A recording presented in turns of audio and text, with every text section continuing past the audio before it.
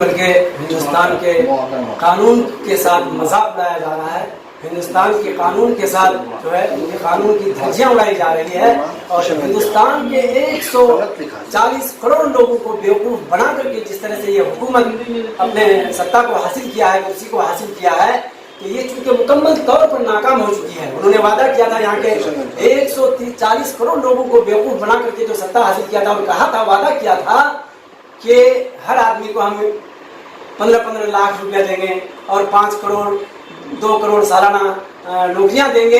تو یہ اس میں چونکہ مکمل طور پر 100% یہ فلاپ ہو چکی ہے یہ حکومت, اس لیے یہ صرف اور صرف یہ حکومت جو آئی ہے مسلمانوں پر ظلم و ستم کرنے کے لیے آئی ہے. ہم نے سنا ہے بڑوں سے اور بڑے بڑے لوگوں سے, رشی منیوں سے, کہ جب گیدڑ کی موت آتی ہے تو شہر کی طرف بھاگنے لگتا ہے. یہ ہندوستان مسلمانوں کی وجہ سے ہے. یہ ہندوستان خوبصورت اگر ہے آج بھی, اور ہندوستان کو ان انگریزوں سے جو چھینا ہے اس میں زیادہ 100% مسلمانوں کا ہاتھ رہا ہے. اور مسلمانوں نے جب ہاتھ, اور آج جو ہے ہمارے مسلم کمیونٹی کے کچھ لوگ جو ہیں وہ خاموش ہیں. یا میں نے ابھی کل BBC لندن سے سنا کہ ہمارے نام نہاد کہہ دوں تو کوئی بیجا نہیں ہوگا. انہوں نے یہ کہا ہے کہ کچھ لے دے کر کے کہیں ایسا تو نہیں کہ ہمارے نام نہاد مسلم رہنماؤں نے, مسلم ٹرسٹیوں نے. اچھا, جماعت علماء کے جو ارشد مدنی صاحب ہیں, محمود مدنی صاحب, یہ آپ نام لے رہے ہیں, اس نام کو بھی نام کا بھی اضافہ ہونا چاہیے.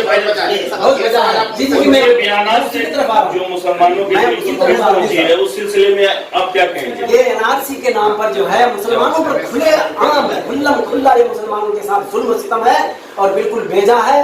جنہوں نے یہ آواز اٹھایا ہے ان کے اوپر تو درجنوں خود کیس ہے. اگر ہندوستان کو, یہاں کے ہندو گنگا جمنی تہذیب کو بگاڑنا چاہتے ہیں تو وہ اپنے جو وعدہ کیے ہیں ان وعدے پر کیوں نہیں آتے, ان وعدوں پر کیوں نہیں کام کر رہے ہیں جو مسلمانوں کو اس سے پہلے طلاق کے مسئلے پر, طلاق سے مسلمان اس کو حکومت کو کیا واسطہ ہے, جبکہ قانون کے اندر یہ بات لکھی ہوئی ہے کہ ہر اس ہندوستان کے اندر ہندو بھی ہیں, مسلم بھی ہیں, عیسائی بھی ہیں, پارسی بھی ہیں.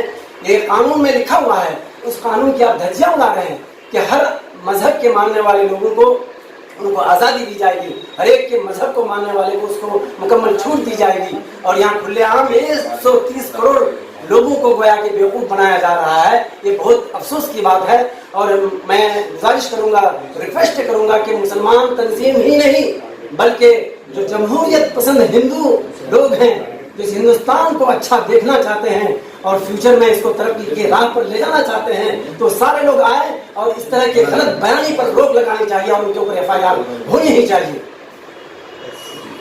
وہ سوال بہت بجا ہے. جی, میرا یہ سوال تھا کہ جو قوم کی اور قوم نے ان سے بڑی وفا کی امید رکھی تھی اور ان کچھ دنوں میں وہ کام بھی ایسا کیا تھا کہ لگ رہا تھا کہ بھائی قوم کے بہت بڑے لیڈر ہیں ہمارے, لیکن کچھ دنوں میں ان کے بیانات سے بہت دل کو ٹھیس پہنچی ہے. جی, تو اس سلسلے میں آپ کیا رائے ہے؟ دیکھیے, جمعیت علماء ہند 2 دھڑوں میں تقسیم ہو چکی ہے. ایک جمعیت علماء مین ہے اور ایک جمعیت علماء الف ہے. تو جمعیت علماء مین کے جو جنرل سیکریٹری ہیں مولانا محمود مدنی صاحب, واقعی حالیہ ان کے بیانات سے ہمیں تکلیف پہنچ رہی ہے اور ساری ملت پریشان ہے, ساری قوم پریشان ہے. پہلے مولانا محمود مدنی صاحب کے بیانات سے ہمیں بہت زیادہ خوشی ملتی تھی. وہ ایک اچھی طرح سے بیان دیتے تھے, قوم و ملت کے حق میں ان کے بیانات آتے تھے. بہت بڑے بڑے ان کے کام ہیں اور ان کے اچھے کارنامے ہیں جنہیں ہمیں سراہنا چاہیے.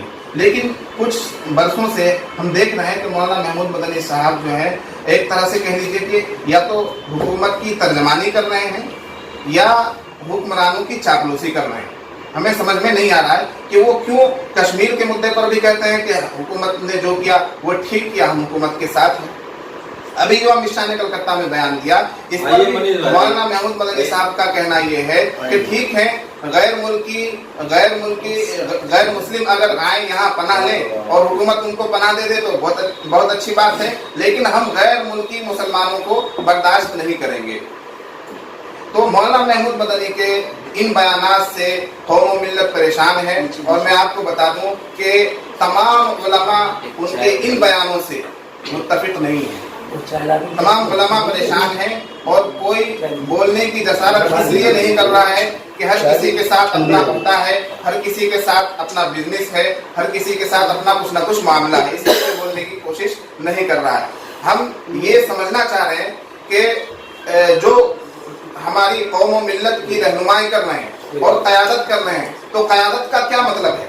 क्या आप कौम और मिल्लत के लिए बोलें? आपने एक तरफ ये तो कह दिया कि हम गैर मुल्की मुसलमानों को हिंदुस्तान में बर्दाश्त नहीं करेंगे, तो आपको ये बताना जरूरी हो गया है कि हिंदुस्तान में कितने गैर मुल्की लोग रह रहे हैं। क्या आसाम में जिन 7 लाख मुसलमानों का नाम एनआरसी लिस्ट से छांट दिया गया है, क्या आप उनको गैर मुल्की करार दे रहे हैं? क्या वो 7 लाख मुसलमान गैर मुल्की हैं? यूपी में एनआरसी नाफिज होने जा रहा है, न जाने कब एनआरसी नाफिज हो जाए। और मैं समझता हूं कि एनआरसी इसलिए रुकी हुई है कि पहले सिटीजनशिप अमेंडमेंट बिल पास किया जाना है, उसके पास होने के बाद सूबा दर सूबा एक प्रदेश से दूसरे प्रदेश में एनआरसी नाफिज हो जाएगा। तो जो जितने मुसलमानों के नाम एनआरसी लिस्ट में आने से रह जाएंगे, क्या आप उन सभी को गैर मुल्की करार दे देंगे?